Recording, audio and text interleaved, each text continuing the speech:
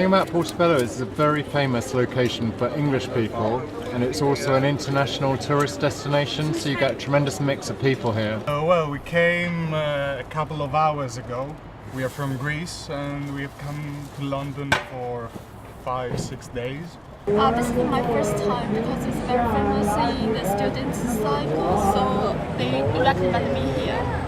A few years back, and I heard about it. It's beautiful. I don't live in the UK, but I visit a lot at work, and I can't miss it.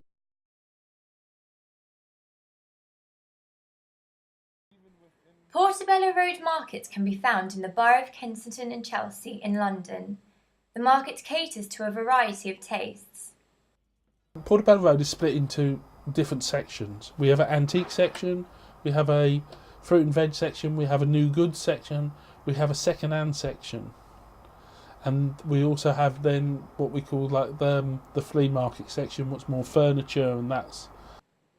On Saturdays, the market is filled with antique traders from the southern end, which spans the area between Notting Hill Gate and Elgin Crescent. The fruit and veg section can be found in the centre of the market, between Elgin Crescent and Tavistock Road. This section is open every day except Sunday. While not as glamorous as the southern end of the market, the northern end still has more antique and bric-a-brac stalls for unwavering bargain hunters. Portobello Road used to be a farm, was Portobello Lane, because it is still known locally as the Lane. The evidence we have found in the museums and the archives shows that the market was licensed traders was here 150 years ago. The name Portobello is derived from the Caribbean city Portobello, captured from the Spanish in 1739 by Admiral Vernon during the War of Jenkins' Ear. By the 20th century, a number of illegal street markets had cropped up in the area. Of these markets, only Portobello Road and Golborne Road still exist today. Rag and Bone men began setting up stores in 1945. After one of the wars, the Portobello Road was given licences for traders to start selling all sorts of stuff. It was one of the places that had the rule, if it was stolen and it was sold before sunset, you couldn't be prosecuted for it being stolen goods. But that's a long, long time ago. Due to the success of the antiques business, since the early 1950s there have been arcades containing as many as 50 antique stalls. Built in 1911, the electric cinema with its discernible red sign can be found nestled in the fruit and veg section. Essentially, in the 1960s, it was a bit of a junk market, a traditional flea market, and it's developed from that. Although I believe that actually there has been traders here for the last couple of 100 years, but it's not really in the same way that it's a market as it is today.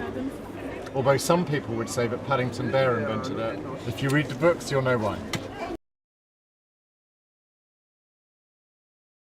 I came here probably about 32 years ago and wanted to visit the antique stalls and spend a couple of interesting hours going through the market.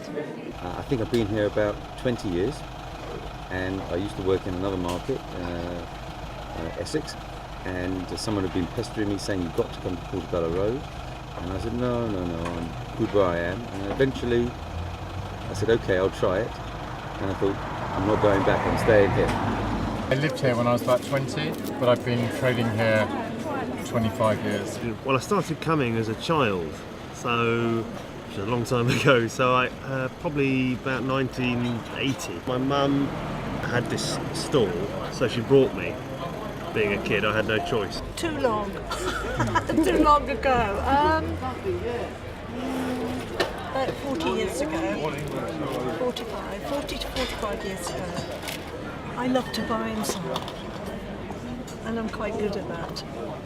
I've been living around here since the age of 2. I'm now 19, so I've been living here quite a long time. This strange little street, what's a back street in Notting Hill, affects you in some way, gets under your skin and just draws you in to make you part of the community.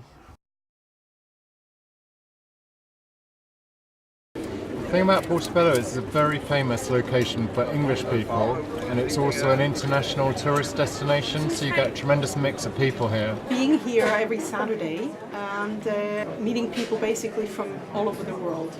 People come from all over the world, which is one of the interesting things. And people come from all over Britain to sell. Basically, how polite and how nice the traders are, and that's why I've been working down here for so long. People. It's a lovely architecture. It's a nice part of London. Wasn't always that way, but it's the people. It's nice. It's friendly. It's got a nice buzz to it, and I love it here.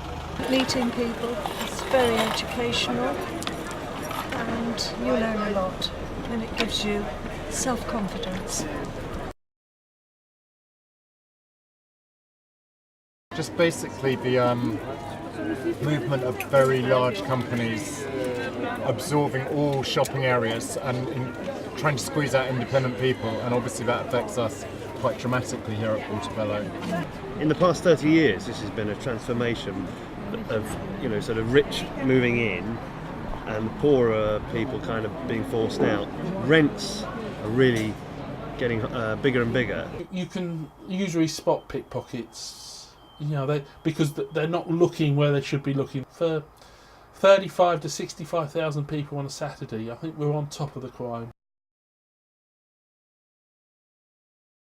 I think you've got such a variety of things being sold here that you don't have. The high street is more mainstream. You only have to walk down the street to see how busy it is and how there's actually no empty stalls, and yet you walk down the average high street and there's empty shops. There was actually a letter sent by a tourist to the Queen saying, "You've got to save Portobello Road." This then was forwarded by the Queen's Secretary to the leader of the council saying, "What's going on Portobello Road? It is a beloved icon of London." I think I would change back to having more of the little antique traders that have unfortunately left the market for places like All Saints and the big multinational companies that move into the area and make it a little bit homogenous. It would be to see more antiques being sold as it originally started as a market. Gentrification, so in other words, shops moving in which used to have antique dealers, and so the rents are then driven up. I'd make it sunny all day, every day. I don't think I'd like to change it at all. I think it should be traditional and it should always go on forever. Everything changes, and every year slowly the business is changing, not always for the better, but it will be here in some form. I think it will still be here in 100 years, although I imagine it will be very different to how it is today.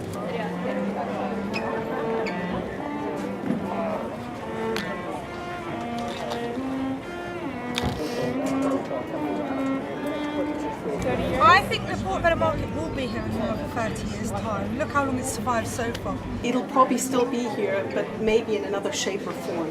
The main thing really is to keep it current and in people's minds that when they come to London, this is a destination that they want to come to. There will be a market.